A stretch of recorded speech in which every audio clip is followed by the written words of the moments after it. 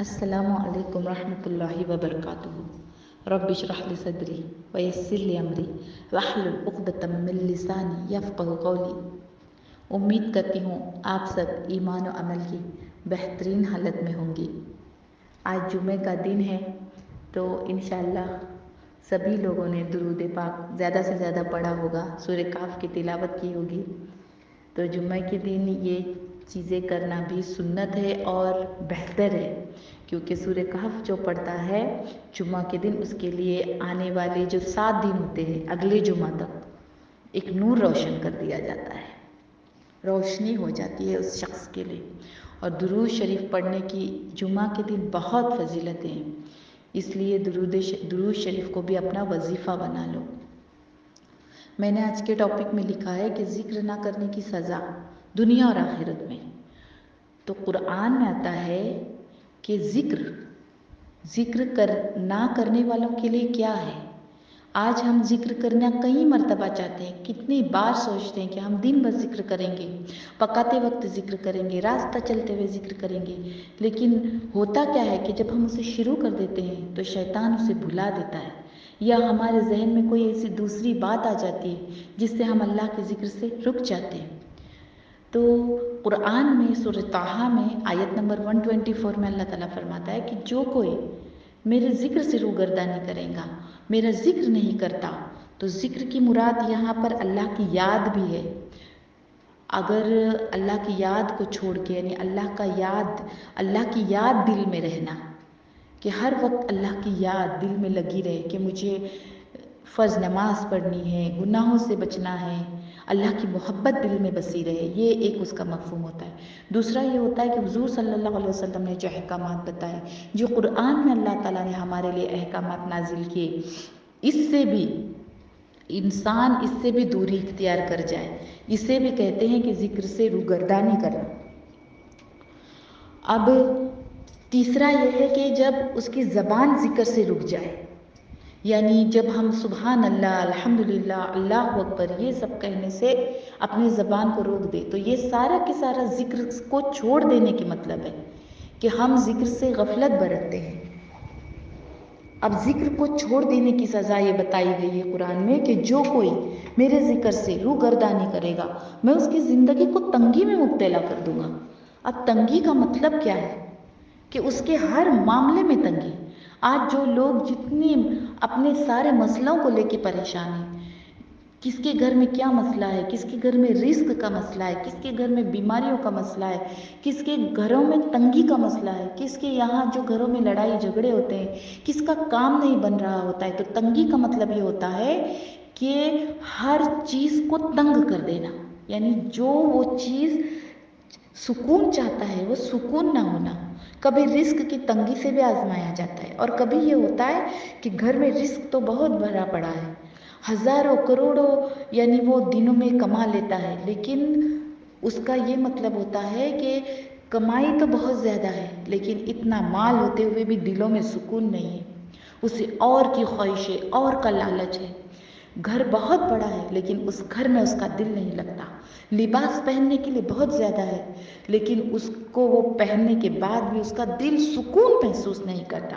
اسے کہتے ہیں تنگی میں مبتلا ہو جانا۔ گھر میں ہر وہ نعمتیں ہیں لیکن پھر بھی اس کا دل، اس کی راتیں بے چین، اس کا دن بے چین ہو، اسے کہتے ہیں تنگ ہو جانا۔ وہ کسی چیز میں جب ہاتھ ڈال دیتا ہے، یعنی اس کام کو کرنے کے لیے جب وہ ہاتھ بڑھاتا ہے تو وہ کام ناکام ہوتے ہوئے نظر آنا، اسے کہتے ہیں تنگی میں پڑ جانا۔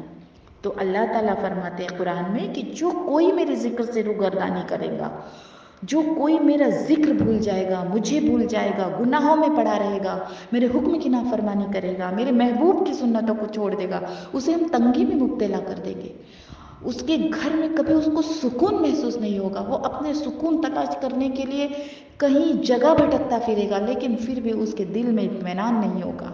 تو آج اگر زندگیوں میں پریشانیاں ہیں، مصیبتیں ہیں، تنگیاں ہیں، کئی ایسی چیزیں ہیں جو ہم نہیں چاہتے وہ ہو رہی ہے ہمارے ساتھ، کئی لوگ ایسے ہیں جن کے گھروں میں ہر چیز بھری پڑی ہے لیکن ان کے دل میں اطمینان نہیں ہے، तो वो अपनी ज़िंदगी को खंगाले के अल्लाह के हुक्मों को तो नहीं छोड़ दिया, गुनाहों में तो नहीं पड़े रहे। ज़िक्र की मुराद यहाँ ये भी है कि अल्लाह के हुक्मों को छोड़ देना, अल्लाह के हुक्मों को तोड़ देना, सुन्नतों से रूगर्दानी करना, ज़िक्र को छोड़ देना, ज़बान को गलत कामों में इस्तेमाल करना, चुगली गिबतों में इस्तेमाल करना, गानों में इस्तेमाल करना, इसे कहते हैं ज़िक्र को छोड़ देना। तो उसकी वजह से तंगियाँ आ जाती है। दूसरा इस आयत का मफहूम ये लिया जाता है कि कब्र को तंग कर दिया जाएगा। कब्र इतनी तंग हो जाएगी कि पसलियाँ टूट फूट जाएगी। आज अगर कहीं एक हड्डी दर्द हो जाए तो लोग परेशान हो जाते हैं, तो सोचो अगर कब्र ही जिसकी तंग हो जाए तो फिर उसको कई हज़ारों साल वहीं उस हाल में रहना है। और आयत में आगे फरमाया जाता है कि जो ज़िक्र से रूगर्दानी करेगा हम उसकी ज़िंदगी को तंगी में डाल देंगे और क़यामत के दिन उसे अंधा करके उठाएंगे। अब देखो कि जब वो दुनिया में आँख वाला था, सूरह बनी इसराइल में तो इससे भी सख्त आयत आती है, इससे भी सख्त हुक्म होता है कि उसको हम सिर्फ अंधा ही नहीं, अंधा, गूंगा और बहरा करके उठाएंगे। अब देखो कि जब वो दुनिया में हर आज़ा रखता था तो तसव्वुर करो कि जब सारे लोगों की आंखें होंगी, हत्ता कि जो अंधे मरे थे उन लोगों को भी आंखें मिल जाएंगी उठने के बाद, लेकिन क़यामत के दिन ये आँख वाले अंधे उठाए जाएंगे, बहरे उठाए जाएंगे, गूंगे उठाए जाएंगे। क्यों? जब ये पूछेंगे कि अल्लाह हमारे तो आँख थे, हम अंधे क्यों बन गए हैं, तो फरमाया जाएगा कि तुम्हारे आँख होते हुए तुम दुनिया में मेरी आयतों से अंधे बने रहे, मेरे ज़िक्र से गाफिल बने रहे, मेरे हुक्म जब तुम्हारे पास आता था तुम उस पर अमल नहीं करते थे, उससे बहरे बने रहते थे। तुम्हारे पास कुरान पढ़ने के लिए ज़ुबान दी गई थी लेकिन तुम उस कुरान पढ़ने से गूंगे बने रहे, मेरे ज़िक्र को छोड़े रहे, तो इसकी वजह से आज गूंगा, अंधा और बहरा बनाया गया है। तो ये कितनी बड़ी सख्ती है ज़िक्र को भूले रहने की। ज़िक्र में अल्लाह की याद आती है, अपने दिलों को अल्लाह की यादों से सजा दो। सहाबा इतना अल्लाह की याद करते थे, इतना ज़िक्र करते थे कि वो गिनी चुनी बातें करते थे। वो हज़रत अब्दुल्ला बिन मसूद कहते हैं कि मैं सुबह उठ के जब कोई दूसरी बात करता तो मैं उसे हैरत से देखता था। हदीस शरीफ का मफहूम है कि मैं बहुत पसंद करता था कि मैं सिर्फ अल्लाह के ज़िक्र में रहूँ। हुजूर सल्लल्लाहु अलैहि वसल्लम जब सुबह फज्र के बाद इशराक की नमाज तक ज़िक्र में लगे रहते थे और अक्सर ज़िक्र में रहा करते थे, लग़्व बातों से बचा करते थे। तो हम अल्लाह ताला से दुआएं करें कि अल्लाह ताला हमें बहुत ज़िक्र करने वाला, हमारी दिलों में तेरी याद करने वाला, खामोशी से तेरी याद करने वाला हमें बना दे। क्योंकि जो कोई अल्लाह को याद करता है अल्लाह ताला उसे आसमानों पे याद करते हैं। जो तन्हाई में अल्लाह को याद करता है अल्लाह ताला आसमान में उसे याद करते हैं। और जब हम कहते हैं सुबहान अल्लाह, ला इलाहा इल्लल्लाह, अल्हम्दुलिल्लाह, इसको अपनी ज़बान पर चढ़ा दो, इसको वतीरा बना दो। क्योंकि जब कोई शख्स ये कहता है सुबहान अल्लाह, ला इलाहा इल्लल्लाह, अल्हम्दुलिल्लाह, तो ये जो कलमात होते हैं ना, देखो आज हम अल्लाह से, यानी एक इंसान है उसकी परवाज़ आसमानों तक तो नहीं हो सकती। हम परिंदों को कितने खुशी से देखते हैं कि वो आसमानों पर उड़ते रहते हैं, लेकिन जब हम ये ज़िक्र करते हैं तो ये ज़िक्र इतने ऊपर सातों आसमानों के ऊपर चले जाते हैं। और जहाँ अल्लाह का अर्श है और सातों आसमानों के ऊपर अल्लाह का अर्श है ना, तो अल्लाह का अर्श जहाँ है ना, वो ये कलमात जब हमारे मुंह से अदा होते हैं, हम जिक्र करते हैं, तो ये अर्श के इर्द गिर्द घूमने लगते हैं। और इतना घूमते हुए शहद की मक्खी जैसे भिनभिनाती है ना, शहद की मक्खी की जैसे भिनभिनाहट होती है, तो ये उतना भिनभिनाहट करते हैं। और जो पढ़ता है ना उसका तस्करा अर्श के पास करते हैं अल्लाह के हुजूर, कि हमें किसने पढ़ा है, हम किसके मुंह से निकले हैं, ये अल्लाह के पास उसका तस्करा करते हैं। और इतना तस्करा कसरत से करते हैं जैसे शहद की मक्खी भिनभिनाती रहती है। सुभान अल्लाह। आज हम अल्लाह के ज़िक्र से क्यों मुंह मोड़े हुए, और जो ज़िक्र करता है उनके हालात बदल जाते हैं, हर काम में अल्लाह ताला की गैबी मदद शामिल हो जाती है। जो ज़िक्र करता है उसका रिस्क खुल जाता है, उसकी दुआएं कबूल होती है और वो गुनाहों से भी बचा रहता है। ज़िक्र करने वालों की तो बहुत ज़्यादा फजीलतें आई है। उसको कब्र में ज़िक्र करने वाला जो है वो कब्र में वहशत महसूस नहीं करेगा। जब अंधेरी कब्र में लोग दफना के चले जाएंगे, ज़िक्र करने वाले की कब्र नूरानी बन जाएगी, वसी हो जाएगी, सरसब्ज व शादाब हो जाएगी। वो मिट्टी का जो गड़ा है वो हरा हरा बाग बन जाएगा। इसलिए ज़िक्र करने की आदत बना लो। अगर अभी तक अल्लाह की याद से भूले बैठे हो, गफलत में हो, तो ज़िक्र को अपना हथियार बना लो। جب ذکر کرنے والا دعا کے لیے ہاتھ بلند کرتا ہے تو اللہ تعالیٰ اس کی دعاؤں پر کن کا قلم پھیر دیتے ہیں۔ اور ذکر کرنے والے کے ارد گرد ہمیشہ فرشتے ہوتے ہیں، کیونکہ فرشتے ڈھونڈتے رہتے ہیں کہ کہاں ہے اللہ کو یاد کرنے والے، کہاں ہے اللہ کو یاد کرنے والے۔ جب کوئی اللہ کو یاد کرنے والا انہیں مل جاتا ہے تو وہاں جمع ہو جاتے ہیں۔ تو ذکر کرنے کی عادت بنا لو۔ ذکر کرنے والے جو ہیں وہ یعنی اب جو انگلیوں پر جب اللہ کا ذکر کرتے ہیں نا تو قیامت کے دن انگلیوں سے سوال ہونے والا ہے۔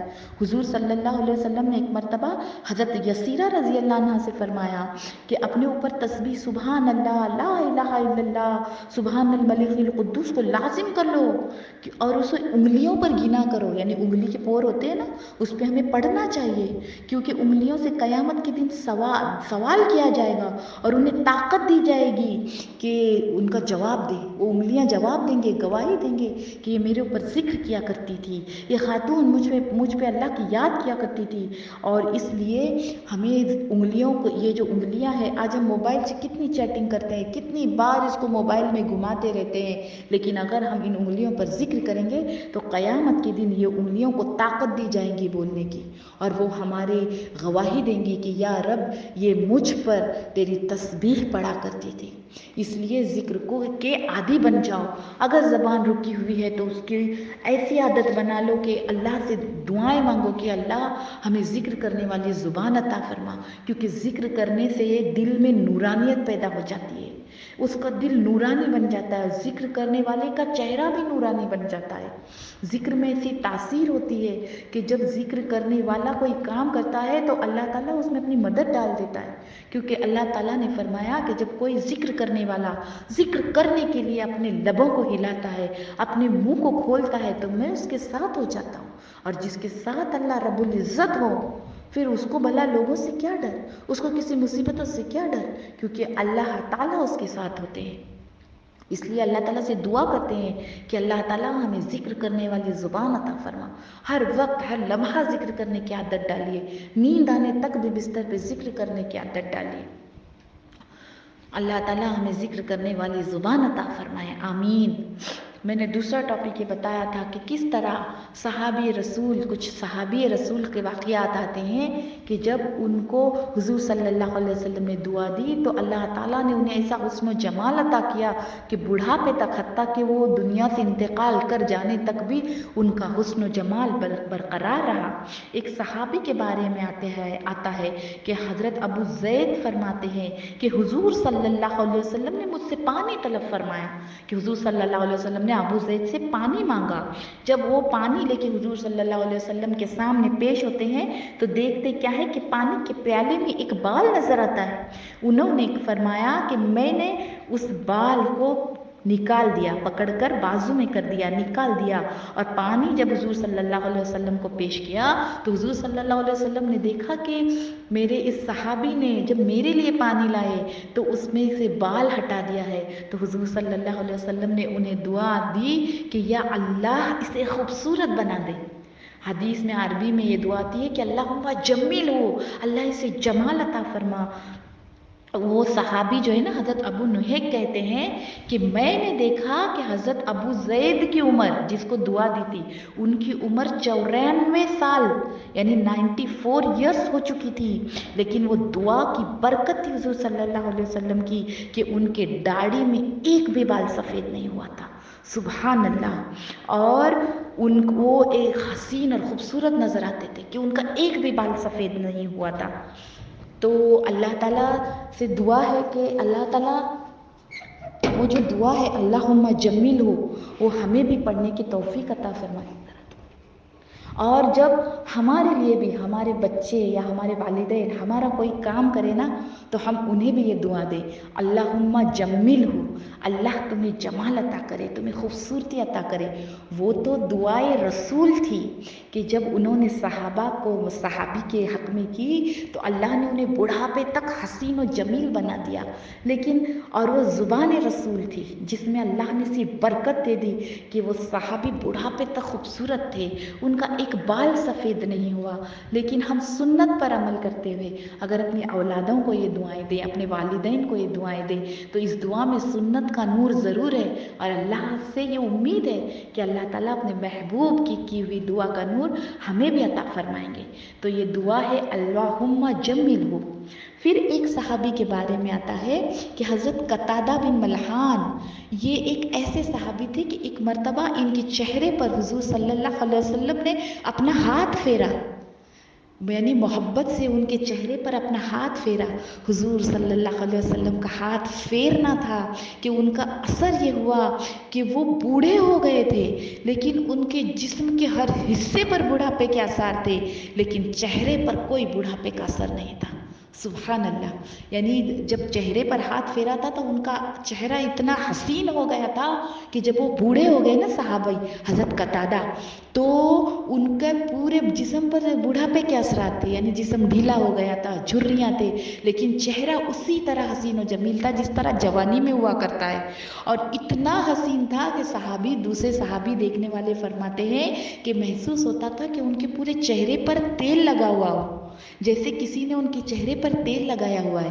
تیل جس جگہ پہ لگ جائے تو وہ چیز کسی چمکتی ہوئی نظر آتی ہے نا، تو اس طرح سے ان کا چہرہ نظر آتا تھا۔ اور جب ان صحابی کا انتقال ہوا حضرت قتادہ کا، ان کا چہرہ انتقال ہونے تک اسی طرح حسین و جمیل اور چمکتا ہوا جس طرح کسی نے تیل لگا دیا ہو، ایسا حسین تھا۔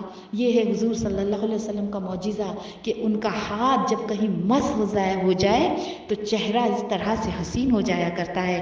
تو ایک صحابی فرماتے ہیں کہ جب حضرت قتادہ کا انتقال ہوا تو میں اس وقت ان کے پاس تھا، میں نے دیکھا ان کے وفات کے وقت ایک عورت ان کے پاس سے گزری، یعنی ان کے پاس سے جب ان عورت گزری تو اس عورت کا عکس ان کے چہرے میں ایسے نظر آیا جیسے شیشے میں نظر آتا ہو، ایک دم صاف و شفاف و عورت کا عکس ان کے چہرے میں نظر آیا۔